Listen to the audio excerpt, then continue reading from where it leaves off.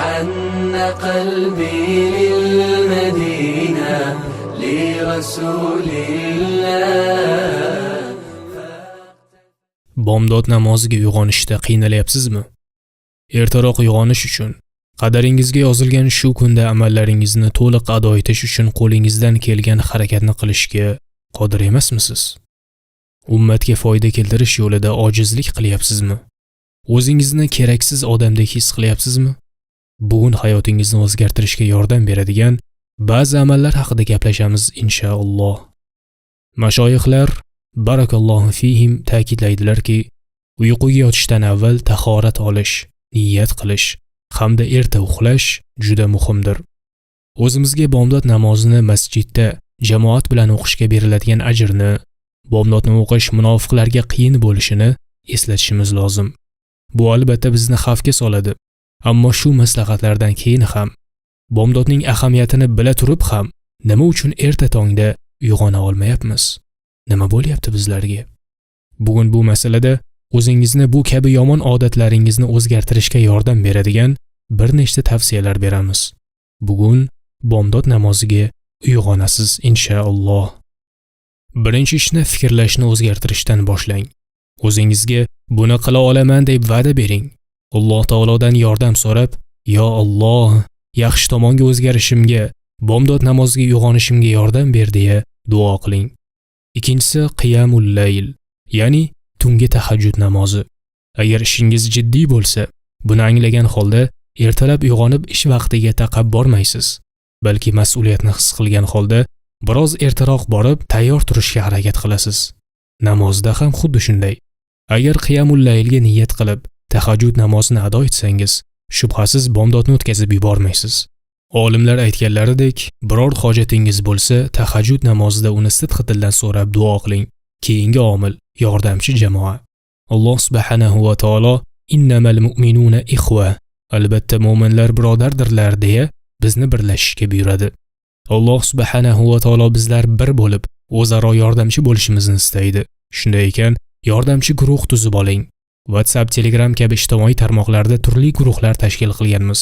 Keling bomdod uchun ham bir guruh ochaylik. Bir-biringizga qo'ng'iroq qilib bomdodga uyg'oting. Masjidda ko'rishishga kelishib oling. Masjidda birgalikda Qur'on tilovat qilasiz, namoz o'qiysiz. Shu bilan bir-biringizga yordam berib, bir-biringizni ibodatga undayotganingizning guvohi bo'lasiz inshaalloh. Keyingi omil, kuningizni aynan bomdod vaqtidan so'ng boshlang. Vazifalaringizni aynan shu vaqtga rejalashtiring. Bomdoddan so'ng darrov ishlaringizni boshlang. Payg'ambarimiz sollallohu alayhi va sallam, "Ey Allohim, ummatimning barvaqt qilgan ishlarida baraka bergin" deganlar. U zot alayhissalom bizlar uchun duo qilganlar. Biz esa biror narsaga erisha olmayotganimizni, baraka yo'qligini gapirib yuramiz.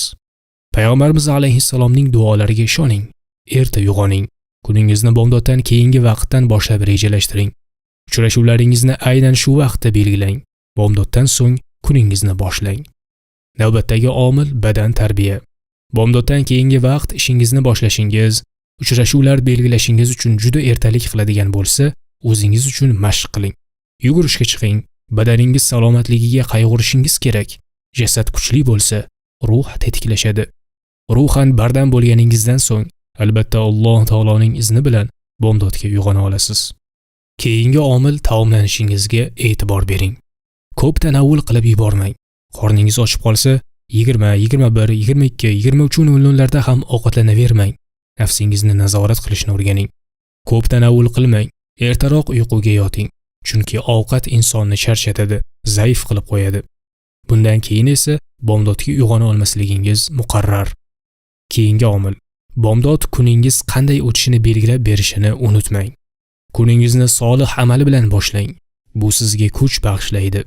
Kun davomida bajaradigan ishlaringiz barakali bo'ladi. Unutmang, ummat uchun sizning qo'lingizdan ko'p narsa keladi va ummat aynan sizga muhtojdir. Da'vat sizga muhtojdir. Ummatga manfaat keltiring. Ummat holini o'zgartiring. Biz sizga muhtojmiz. Uyg'oning. Shu bugun uyg'oning. Bugundan o'zingizni o'zgartiring inshaalloh. Ba'zan gunoh qilish juda ham oson tuyuladi. Ammo bomdod namoziga uyg'onish, masjidga kelib islomiy davra suhbatlarida qatnashish, taroveh namozida tik turish qiyindek go'yo. Nima uchun bunday? Chunki shayton insonga vaqtni behuda o'tkazishni chiroyli qilib ko'rsatadi. Trinidadda odamlar orasida liming degan so'z bor. Bu so'z nima ma'no bildirishini tushunmagandim, keyinroq bilib oldim. Hech narsa qilmasdan bekorchi suhbatlar qilib o'tirishni shunday deyishar ekan. Shundaylarni namozga chorlasangiz, Qur'on qiroatini eshitgan, masjidda tashkillashtirilgan tafsir darslariga qatnashgan deb ko'ndirsangiz ham, bu narsalarga 5 daqiqagina sabr qila oladilar. Keyin kiyimiga chumoli kirib qolgan odamday turib darsdan chiqib ketishni istab qoladilar. Allohu akbar. Nima uchun bunday? Birodarlar va opa-singillar, shaytonning quyidagi gaplariga e'tibor bering. U sizlarning ustingizda mening hukmronligim yo'q. Men biroz vasvasa qildim. Yomon amallarni chiroyli ko'rsatdim xolos. Endi qilgan ishingizga o'zingiz javob berasiz deydi.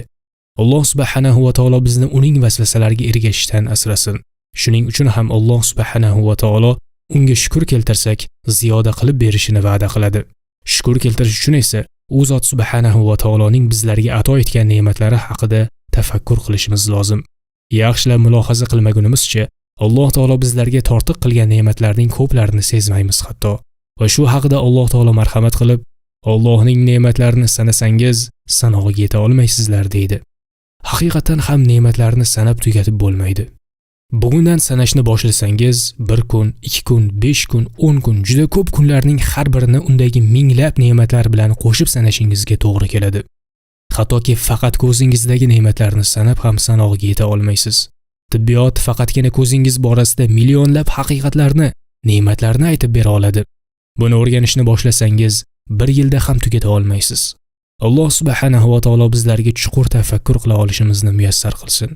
Ko'z ojiz insonlardan so'rab ko'ring bu ne'mat ta'rifini. Subhanalloh. Ko'zlaringiz haqida o'ylab ko'ring.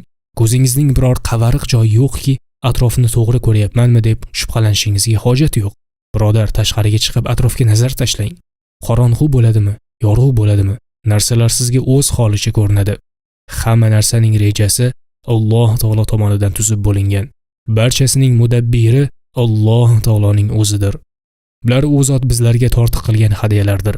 Agar butun umrimizni Alloh bizga bergan kislorod uchun shukr keltirish maqsadida birgina sajda bilan o'tkazib yuborsak ham, vallohi bu bilan ham shukr batamom bo'lmaydi, yetarli bo'lmaydi.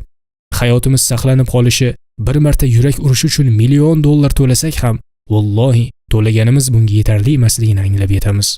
Tasavvur qiling, har bir yurak urishingiz uchun shunchadan to'lov qilishingiz kerak bo'lganida nima bo'lardi? Bir kunda 136,000 marta uradigan bu yurak uchun qanday qilib shuncha to'lov qila olardingiz? Hech bo'lmasa har yurak urish uchun 1 sentdan to'lay olarmidingiz? Birodarlar, opa-singillar, sizlardan bu talab qilinmayapti-ku. Hatto namoz ham o'qiy olmaysizlarmi? Hech bo'lmasa kundalik 5 vaqt namozni to'liq ado etishga qodir emasmisizlar? Alloh taolo sizlarni har kuni 136,000 ta yurak urishi bilan rizqlantirib qo'yibdi. O'zingizni do'zaxdan qutqarib qolinglar. Yurak urishingiz to'xtab qolishi sizning tamom bo'lganingizni bildiradigan vaqt har zamon eshik qoqib turibdi-ku. Shunda ham bomdod namozi uchun uyquyingizdan kecha olmaysizlarmi? Alloh subhanahu va taolo bizlarga yordam bersin, bizlarni hidoyat qilsin. Bizni shaytonning changaliga tushib qolishdan asrasin.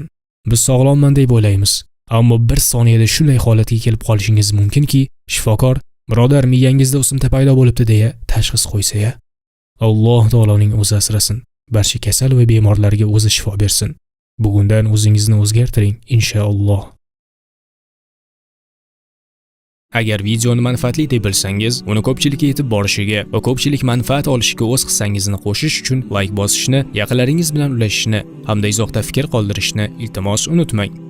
Madina Studio TV, ilm ila iymon sari yo'l.